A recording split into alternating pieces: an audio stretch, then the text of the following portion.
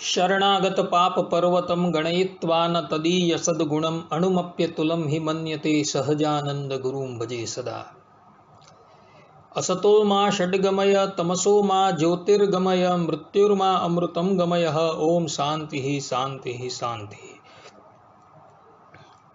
આજની જ્ઞાન સભાની અંદર પધારનારા બધા જ ભગવત ભક્તોને વેદાંતાચાર્ય પુરાણ ઇતિહાસ આચાર્ય અમે ફિલોસોફી શાસ્ત્રી ડાકેશભાઈના હિતપૂર્વક જય સ્વામિનારાયણ।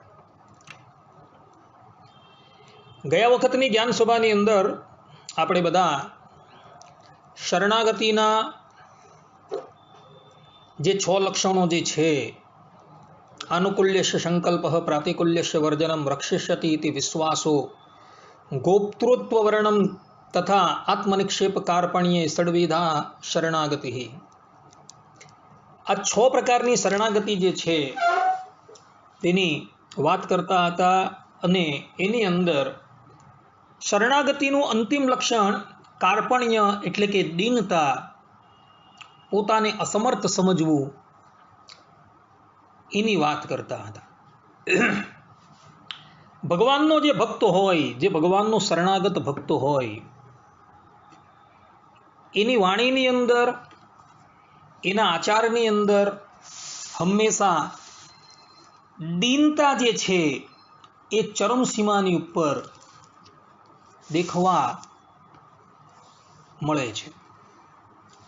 આવા એ ભક્ત જે છે એ હંમેશા પોતાને એમ જ સમજતા હોય છે કે અમે તો ભગવાનના દાસના દાસના દાસના પણ ચિરકાલ પર્યંતના દાસ છીએ।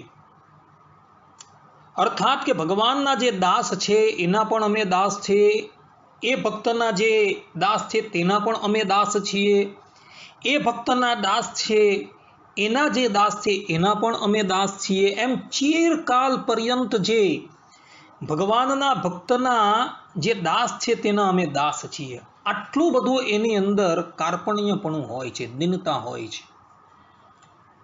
ને આવો એ ભક્ત જે છે એ હંમેશા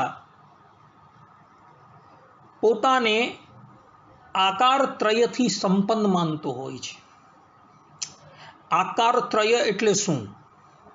આ આકાર ત્રયની ચર્ચા વિશિષ્ટાદ્વૈતી વેદાંતીઓએ પોતાના ગ્રંથોની અંદર કરેલી છે। આકાર ત્રય એટલે જે ભગવાનનો શરણાગત ભક્ત છે, જે પોતાને અત્યંત દીન માને છે, એ એવું સમજતો હોય કે હું કેવલ ને કેવલ એક ભગવાનનો જ ભોગ્ય છું।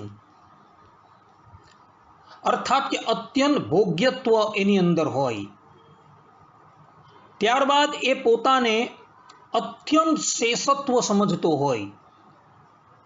ભગવાન શ્રીમન નારાયણ જે છે એ મારા શેષી છે અને હું એમનો શેષ છું। શેષ શેષી ભાવ એટલે પરને માટે જ પોતાનું સ્વરૂપ જે કલ્પાયું હોય તેને શેષ કહેવાય અને એનો પ્રતિસંબંધી જે છે એને શેષી કહેવાય।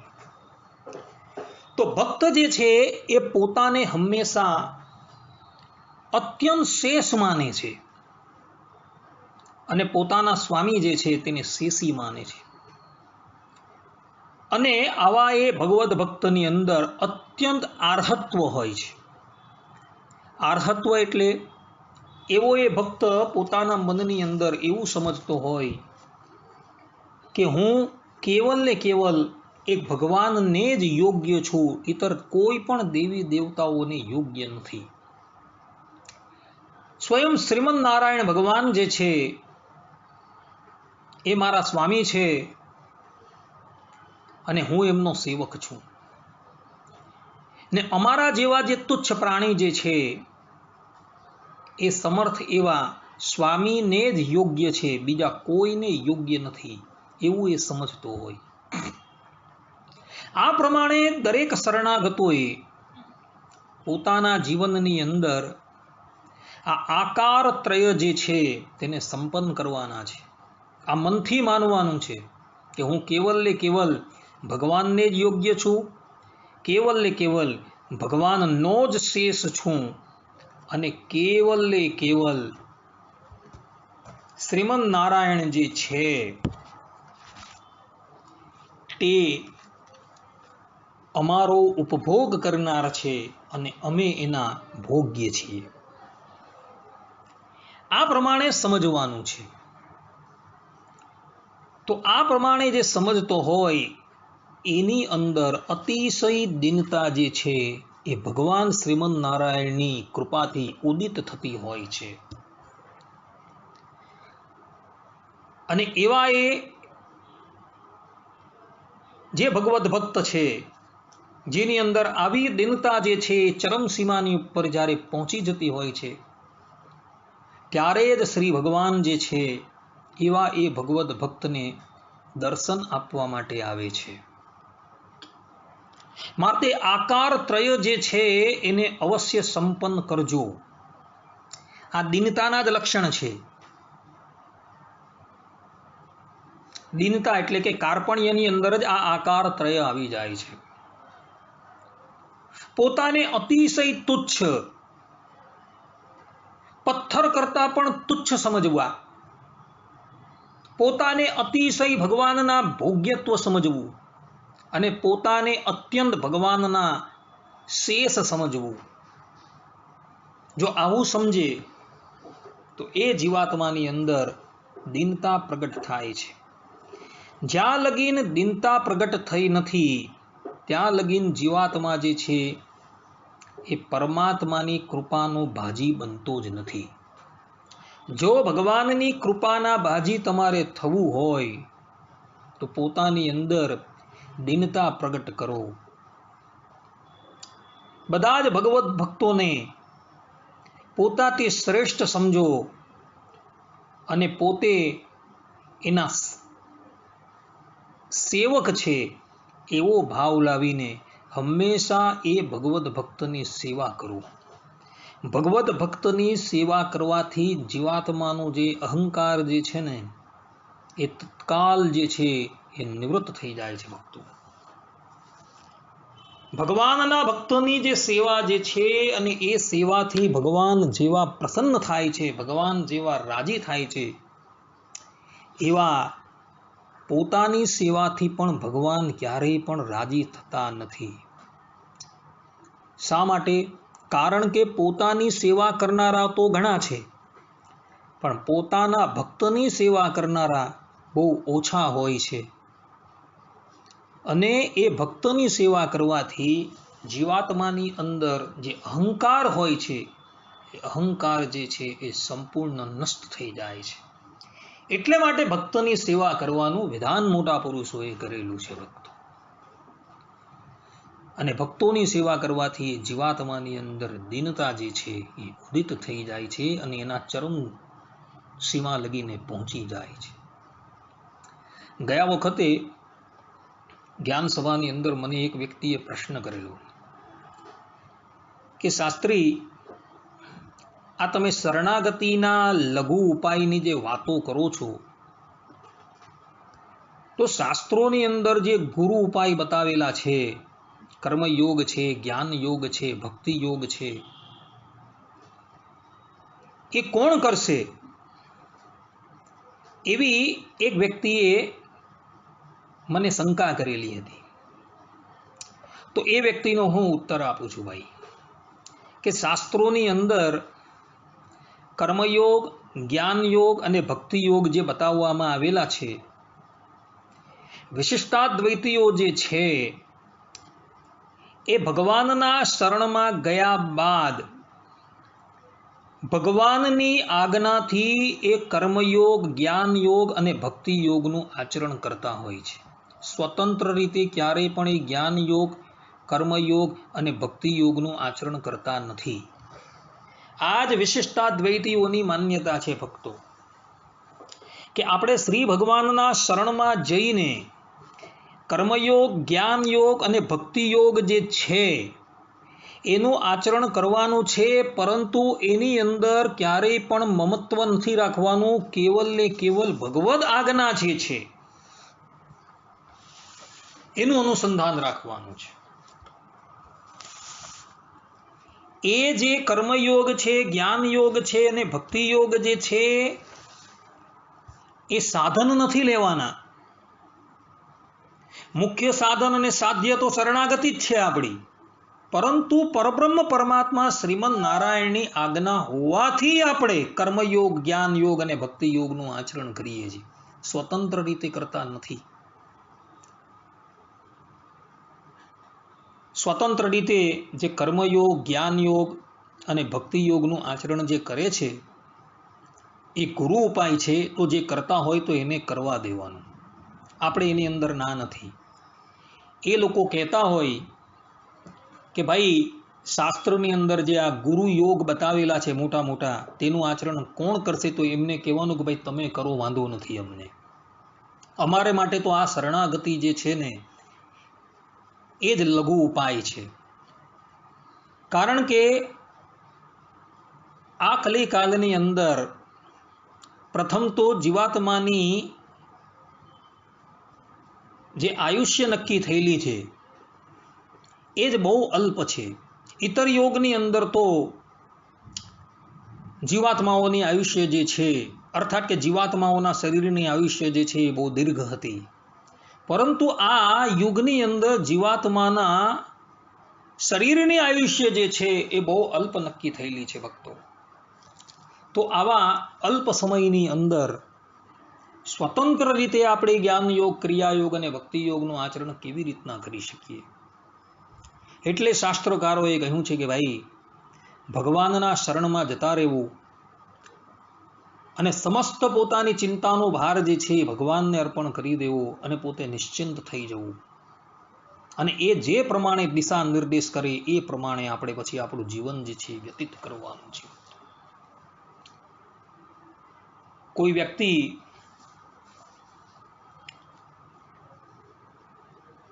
કોઈક સ્થાનની ઉપર જતો હોય અને એ વ્યક્તિ ને કોઈ કહે કે ભાઈ આ અલ્પ સામાન છે અને આ વધુ સામાન છે, આમાંથી તમે નક્કી કરો કે ભાઈ મારે આ સામાન લઈને હું જે જગ્યાએ જાઉં છું ત્યાં મારે પહોંચાડવાનું છે. તો સ્વાભાવિક છે કે એ વ્યક્તિ જે છે એ પોતાની પાસે થોડો ભાર જ રાખશે અને એ જ ઉચકીને પોતે જશે. તેમ શરણાગતિ જે છે એ સુલભ ઉપાય છે. હવે આ સુલભ ઉપાય જે છે એ પ્રાપ્ત થઈ જાય છે તો પછી ગુરુ ઉપાય ને ગ્રહણ શા માટે કરવું?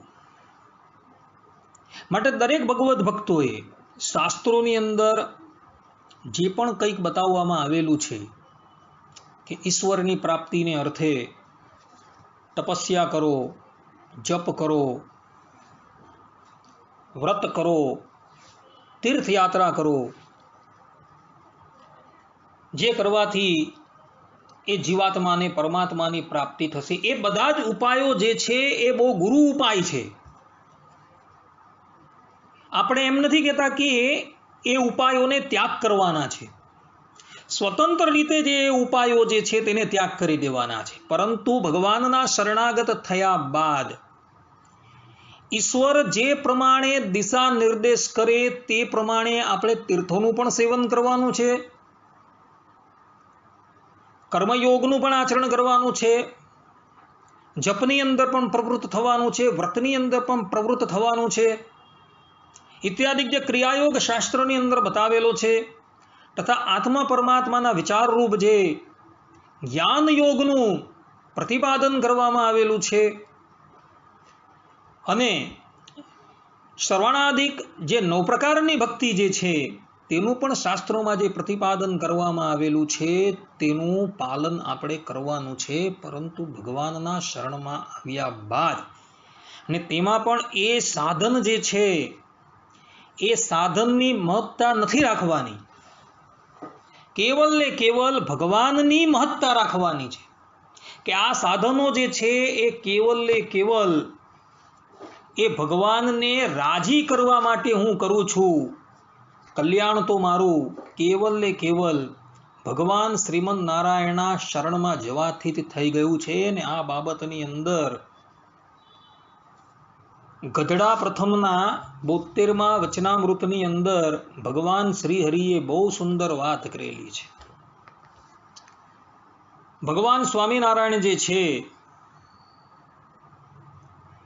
એ દાદા ખાચરના દરબારની અંદર એક દિવસ બિરાજમાન હતા અને રોજકાના કાકાભાઈ જે છે એ વખતે દુર્ગપુર પધારેલા હતા.